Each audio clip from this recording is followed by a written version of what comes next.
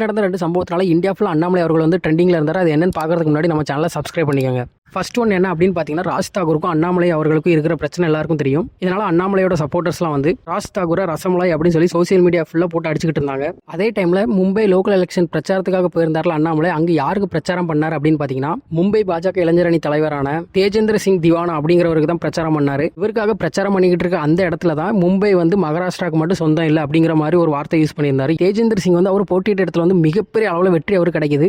இதனால ரொம்ப மகிழ்ச்சியான தேஜேந்திர சிங் வந்து அவருடைய எக்ஸ் தளத்தில் வந்து ஒரு பதிவு போடுறாரு. என்னன்னு பார்த்தீங்கன்னா, எனக்கு ஆதரவாக பிரச்சாரம் பண்ண அண்ணாமலை அவர்களுக்கு நன்றி அப்படின்னு போட்டு, நான் அண்ணாமலை அவர்களுக்கு ரொம்ப கடமைப்பட்டிருக்கேன், இதை மறக்க மாட்டேன் அப்படிங்கிற மாதிரியும் போட்டிருக்காரு. அதுபோக அண்ணாமலை அவர்கள் பிரச்சாரத்தின் போது யூஸ் பண்ண ஒரு வேர்டை எடுத்து ரேப் சாங்கை கிரியேட் பண்ணி அவரோட பேஜில் வந்து அப்லோட் பண்ணியிருக்காரு. அந்த ரேப் சாங்கை நீங்களே பாருங்களேன். யங் லீடர், யுவ மோர்ச்சா அध्यक्ष of Mumbai Pradesh, my Teju brother, brother, brother, brother, my Teju brother, brother, brother, brother, brother, my Teju brother.